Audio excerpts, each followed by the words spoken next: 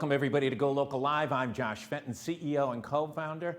Listen, there's a lot of news about the pandemic. There's a lot of news about politics, but the biggest news in the state of Rhode Island is Kelly Bates leaving Channel 10. If you haven't read those stories, jump over to GoLocal and catch up on one of the biggest media personalities leaving one of the TV stations. It seems to be all anyone's talking about. But I want to go clear across the pond over to the UK and talk to Sandy Chen.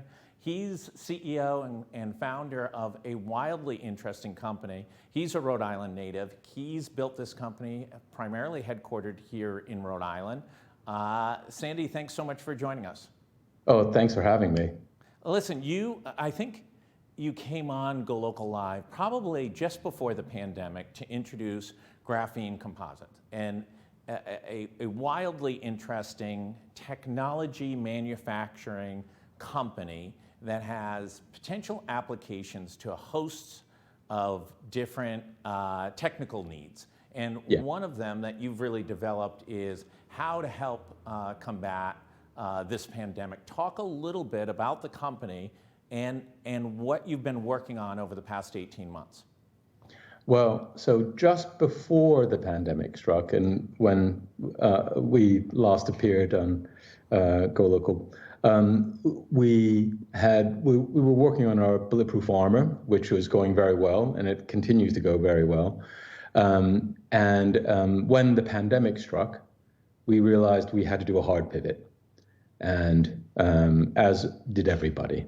And we realized that we could actually rework some of the formulations that we have, where Graphene Composites works with graphene, other nanomaterials in nanomaterials engineering to make products better. And what we realized we could do potentially is develop a formulation using graphene and other nanoparticles that could potentially kill coronavirus.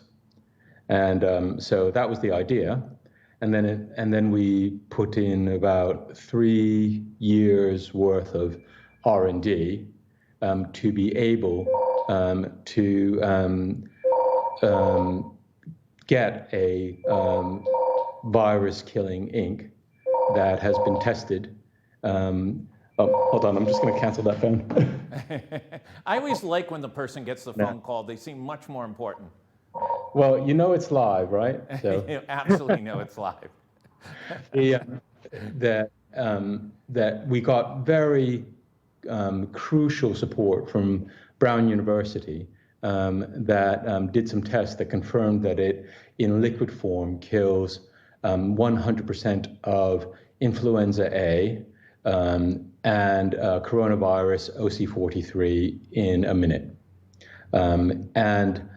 We've just had results testing it in dry form, because one of the things that we thought we would want to do is apply what we call our GC ink onto air filters to make the air that we breathe cleaner and safer. And it's just been tested at an independent UK laboratory according to international standards, to kill at least 99%, and it's actually, I think the number is 99.8% of SARS-CoV-2, which is the coronavirus that causes COVID-19. Sandy, let's talk about this. Listen, early on in analysis of the virus, it was thought to be sort of a move through touch. And it was found to be, really, it's an aerosolized factor, that this is moving through people, coughing, sneezing, breathing, yelling, screaming, and whether or not it's on a countertop really doesn't have much of a human health threat. This idea of being able to make an application of your GC ink to air filters could potentially be a game changer for indoor environments, theaters, stadiums, restaurants, who are constantly battling, and health experts are consistently warning people to stay out of those environments because the virus moves in those environments. That's correct. And I mean, we're not saying that this is the solution to the pandemic, but it could be a real good part of the solution. Just as you said, what now seems to be the real risk is airborne. When someone who's been infected is breathing out coronavirus into the air, and it just passes through the classroom that you're in, or the building, or wherever, the theater that you're in. And what we would like to do, what our filters could do is trap and kill that coronavirus as it passes through the filter. Yeah, and just one sort of, I think, critical element that people miss out on is that even those who are vaccinated are able to transfer, especially the Delta virus, at a very, very high level. So the virus isn't potentially impacting them, could in breakthrough cases, but in many cases it's not having an impact or infecting them, but they are able to move the virus just through breathing or speaking. So the complexity of how this virus moves is not for the faint of heart, and it requires tremendous diligence, and that ability to positively impact and limit the amount of flow in indoor environments could be substantial for your company in producing a potential solution. Yes, and really, I mean, not half jokingly, how many opportunities do you get to really make a huge difference? And that is something that we think. I mean, we've got the data. We've got the tests that show that it is effective. And what we'd really like to do is get it out to as many places as possible. Sandy, you're poised to start manufacturing this in Rhode Island in a partnership with 401 Tech Bridge, which is sort of the real, smart group of people associated with URI, with a manufacturing facility in Portsmouth. Talk about that relationship and how quickly you potentially could be able to begin manufacturing and start distribution. Well, we started this journey a year and a half ago, and about a year ago, the state of Rhode Island, Rhode Island Commerce, started a conversation saying if this stuff works, could you potentially manufacture it here in Rhode Island? And we said, yeah, of course. And that was the easy part. The hard part was getting all the stuff approved. We got tremendous backing from the state of Rhode Island in the form of 401 Tech Bridge, where we can manufacture our GC Inc. And that wouldn't just be for the state of Rhode Island. It would be for as many people as we could distribute to in the U.S.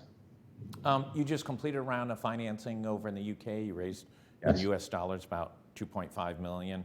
Where will those dollars go, and when do you think potentially the earliest dates of actually commercializing the GC Inc. and seeing that it's in a manufactured opportunity, that you're able to start producing it and potentially distributing it?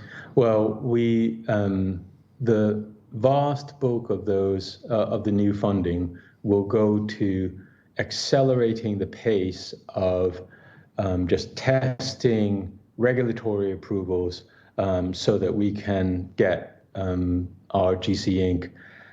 Treated air filters to as many places as possible. And that's in the US, abroad, really anywhere where it's needed. And it's pretty much everywhere that you could imagine. Sandy, what's next for the company? Well, I mean, we're very focused on this now. I mean, for very obvious reasons. We still got the bulletproof armor. It's working really well. We've still got quite a few of the other things that we were working on when the pandemic struck. And once we kind of make sure that we're getting our GC Inc. Air filters out there through regulatory approval processes and all of that kind of stuff, then we'll look at the other things that are number 2 and 3 on our to-do list. Yeah, these aren't minor to-dos. Finding a solution to limiting the flow of the coronavirus in indoor environments. That's not a simple task. And then, of course, trying to protect people with superior armor protection using graphene technology. That also is not a simple opportunity. We haven't gotten much sleep since March of 2020, put it that way. So I think the first thing we'll do is just get a good night's sleep, and but then focus on really just a lot of other applications of an antiviral, antibacterial ink, because it's been shown to be effective not just against coronavirus, but against the flu and variants of the common cold and a lot of other bugs.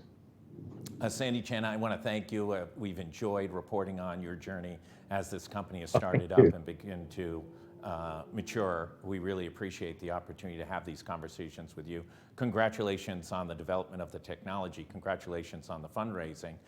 We look forward to hearing more from you, and feel free to let us know whenever there is a development in the company. We love this sort of local, global aspect to what you've been doing. Yeah, and it's been a pleasure, as always. Thank you. For everybody else, stay tuned for much more.